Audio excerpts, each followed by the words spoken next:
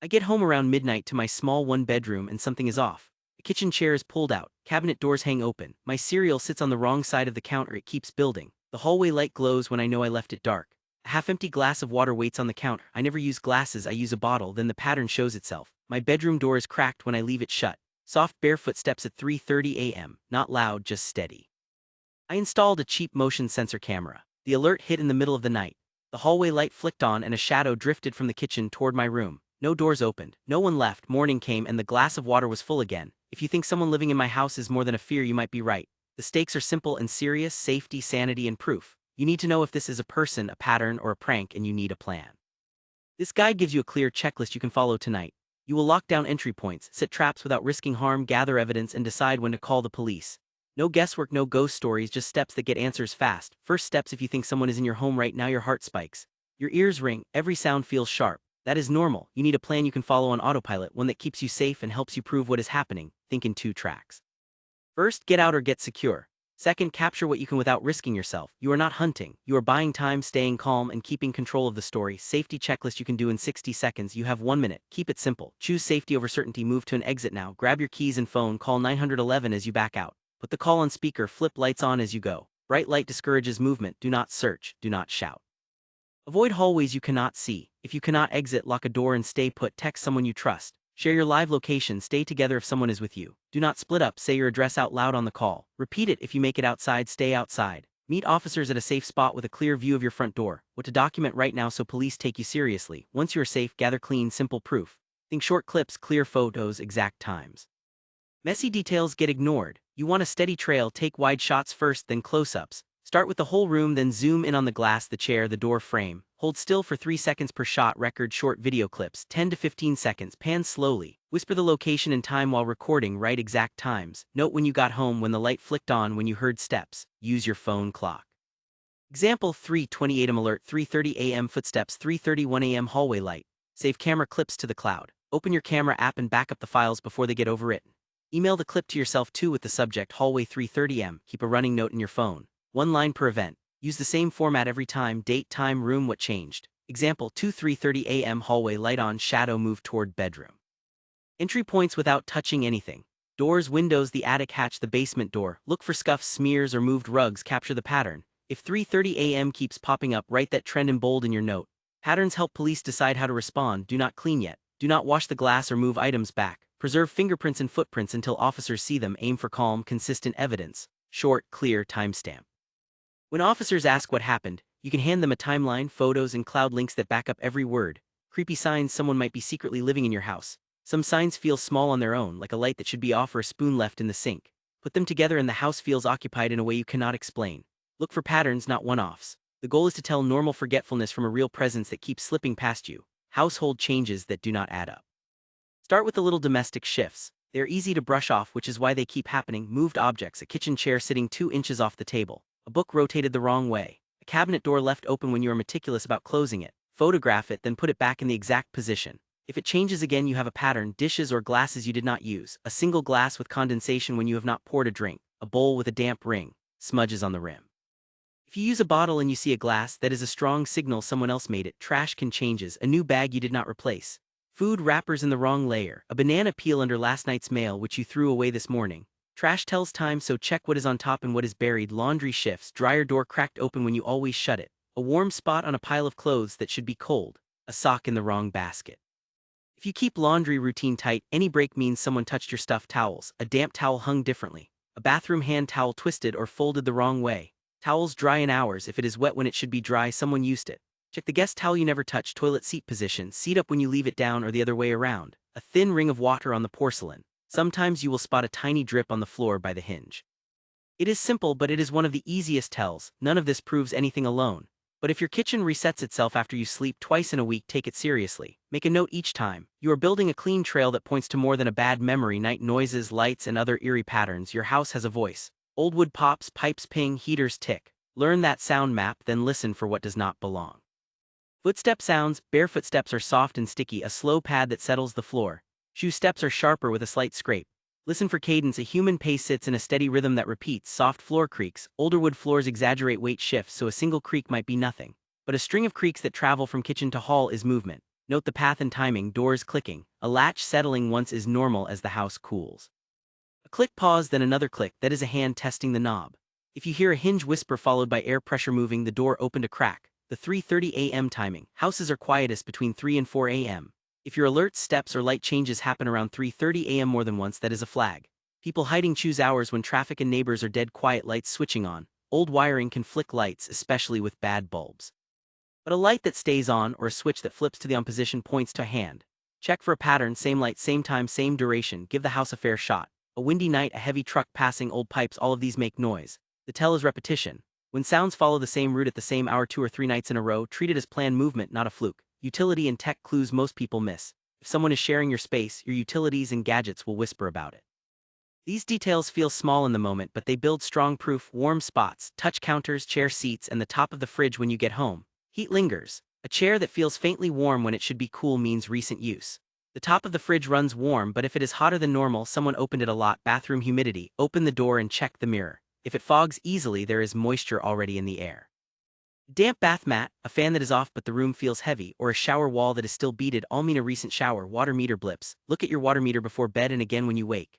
Some meters have a small triangle that spins with any flow. If it moves when all taps are off, you have usage. Note the time if you can see a log. Fridge light warmth. Open the fridge and feel the interior light housing. It should be mildly warm, not hot. A hotter bulb suggests frequent opening. Also clock items that were moved, like milk rotated, condiments swapped, odd Wi-Fi or Bluetooth names. When you get home, scan for networks and Bluetooth devices. A new network name that appears late at night, a device like AirPods that was not there before, or your own devices connecting at strange hours are hints. Unrecognized devices that pop up only overnight are especially suspicious. Router logs. Most routers show a list of connected devices and timestamps. Check for a device that connects in the middle of the night, even for a few minutes. Screenshot the list so you can compare day-to-day. Smart lock history. If you have a smart lock, review the entry log. Look for unlocks or attempts at odd hours. Also check if temporary codes were created without your input. Motion alerts. Cheap cameras and doorbells often miss faces but record motion. Save clips that trigger when you are asleep or at work. Even a light flicker tied to motion can mark the timeline. You do not need pricey gear to spot these. Your senses, a notepad, and the tools you already own are enough to map a pattern. When warmth, moisture, lights, and network pings stack up at the same time each night, you are not imagining it. You are catching someone living on your schedule. How to investigate safely without tipping them off. You want answers without a confrontation. Think quiet, simple moves that show you if someone is slipping through your space. Set small tells that only you know about. Watch the transitions, not just the rooms. Keep your routine the same but document everything. Stay calm and methodical. Work room by room. Photograph before and after, then leave it alone. You are building a silent timeline that a stranger cannot see. Seal, mark, and track with low-cost traps. You are not building booby traps. You are setting tells that whisper when someone passes. Keep it cheap, invisible, and easy to check at a glance. Use 3 tools: clear tape, a few hairs, and a dusting powder. Tape seals. Place a thin strip of clear tape over the edge of a door, cabinet, or drawer so half sticks to the door and half to the frame. Press it flat with a clean fingertip through a tissue so you do not leave prints. When opened, the tape tears or lifts. Use this on the attic hatch, bedroom door, bathroom cabinet, and the fridge. Hair tells. Lay 1 or 2 hairs across a seam, like where the door meets the frame or where a drawer front meets the cabinet. Use a single straight hair per spot. Slightly wet the ends so they cling. If the door opens, the hair falls or shifts. Powder tracks. Lightly dust a threshold or a specific floor path with baking soda, baby powder, or cornstarch. Aim for a thin mist, not a pile. A makeup brush or paper towel works. Focus on roots, not whole rooms, like the hallway outside your bedroom or the kitchen entry. How to place them so you can check fast. Choose 3 to 5 choke points you actually use daily. Front door, bedroom, hallway, fridge, attic, hatch. Place tape on the latch side, not the hinge side. Put it low, near knee height where it is less visible. For powder, dust a 2 to 3 inch band right across the doorway. Drag a card to smooth it. 1 light pass only. Use hairs on interior doors you rarely open. Add 1 hair at the top, 1 near the handle. Keep them straight. Photograph the setup so any change is obvious. Take a wide shot, then a tight close-up of each tell. Hold your phone steady and keep the same angle every time. Add a scale. Place a coin or the corner of a sticky note next to the tape or powder in the frame so alignment is easy to compare later. Turn on the timestamp in your camera settings, or speak the date and time out loud while filming a 5-second clip. Save each set in an album labeled with the location, like hallway threshold or fridge seal. Once when you get home, once before bed. Do not reset a tell unless it is clearly disturbed. If one is broken, photograph it again before touching anything. Reset only after you document it. Pro tip: if a tell keeps getting disturbed, shift it 2 inches the next night.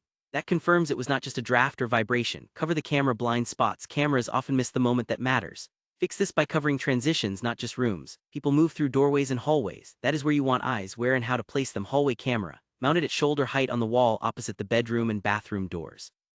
Angle it to catch the doorway edges and the floor, not just the center. You want to see feet and hands entering frames. Kitchen camera, place it so it sees the path from the living room to the sink and fridge. A corner mount angled across the room to the entry works well. Aim past the counter, not at it, so you see approach and exit. Transitions over rooms. Put cameras to watch the route between front door, hallway, and kitchen. If you have only one camera, choose the longest hallway line that sees multiple doors at once. Night video tips that prevent blown-out footage. IR reflection. Infrared lights can bounce off glass, glossy paint, or greasy stove backs. This turns frames into white fog. Avoid pointing at windows or shiny appliances. If you must angle the camera slightly off axis so the IR does not bounce straight back. Mirrors. Mirrors can show the IR LEDs as a bright bloom and hide movement. If a mirror is in frame, tilt the camera so the mirror points away or cover the mirror edge with a towel temporarily. Lights that wash out shadows. A bright ceiling light can flatten the scene and hide motion. Use soft, steady light instead.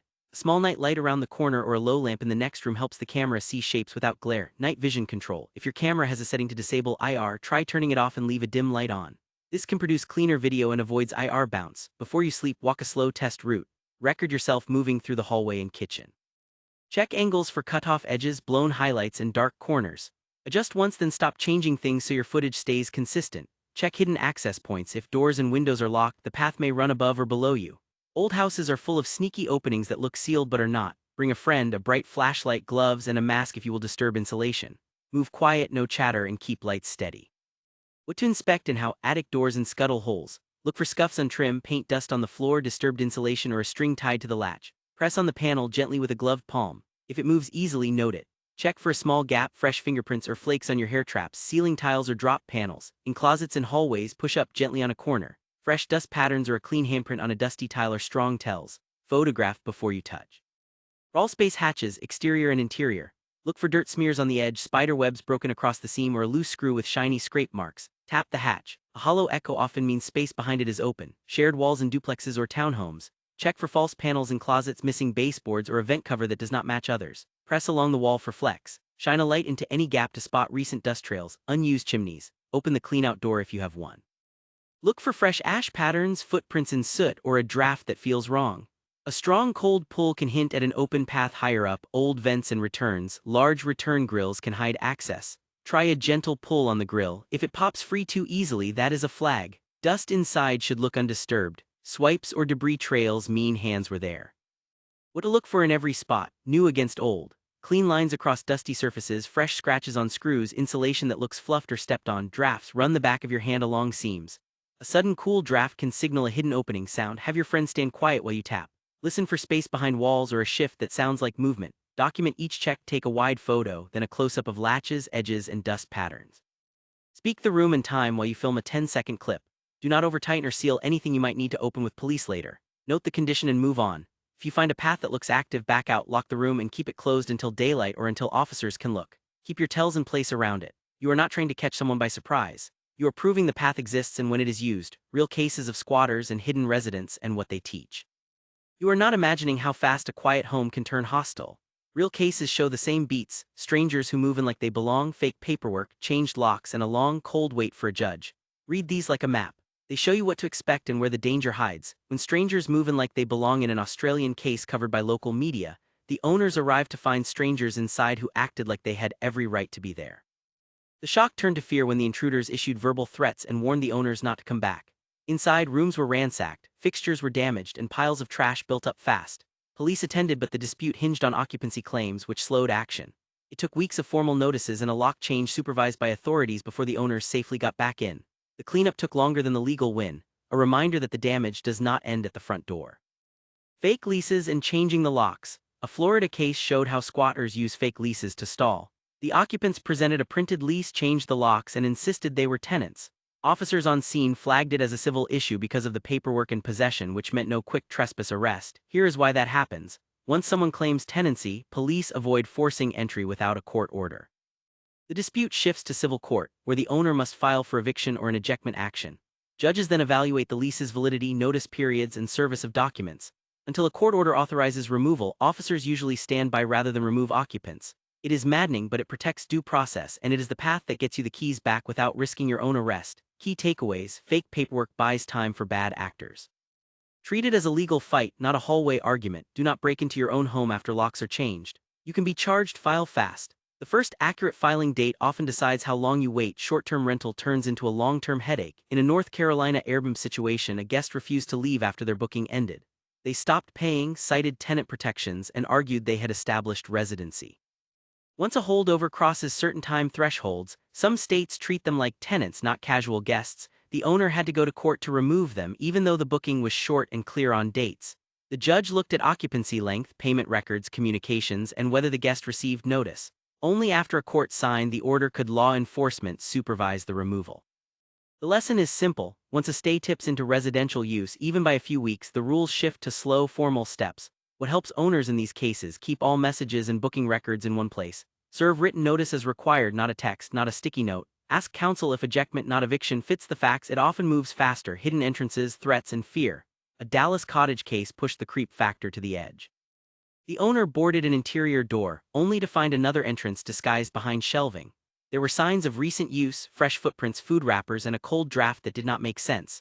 They heard threats whispered through a wall after they called it in, then silence. Even after police cleared the space, the owner was not sure anyone was truly gone. The house had 2 points of entry that could be opened from inside the wall voids. That constant doubt, the sense of someone listening behind a thin panel, is what lingers. If your place hints at hidden access, lock the obvious door, then assume there is a second path you have not found yet. Should you call the police or a therapist? If you think someone might be living in your house, start with safety. Police handle active risk and suspected crimes. A therapist helps you process the fear after you are safe. When in doubt, call the police first. You are not wasting anyone's time. You are reporting a possible intruder or trespass. Think simple: if danger could be happening now, treat it like an emergency. If the threat is not immediate, make a non-emergency report, keep gathering proof, and keep your routine steady. When to call 911 right now, use bright, simple triggers. If any of these are true, call 911 and get out or lock in. You see a person inside your home or yard, even for a second. You hear movement inside while you are outside. A door opens that you just closed, or a light flips on while you watch. You find a fresh sign of forced entry. Splintered frames, bent latches, damaged locks, pried windows, or a cut screen. You face any active threat. Voices through the wall, a person at your door testing the knob, someone hiding in a room, or sudden silence after footsteps. You receive a real-time alert from your camera that shows movement now. You come home and something is clearly wrong. A back door ajar, a window open, or a hallway light on that was off when you left. What to do as you call: move toward an exit as you dial. Put the call on speaker.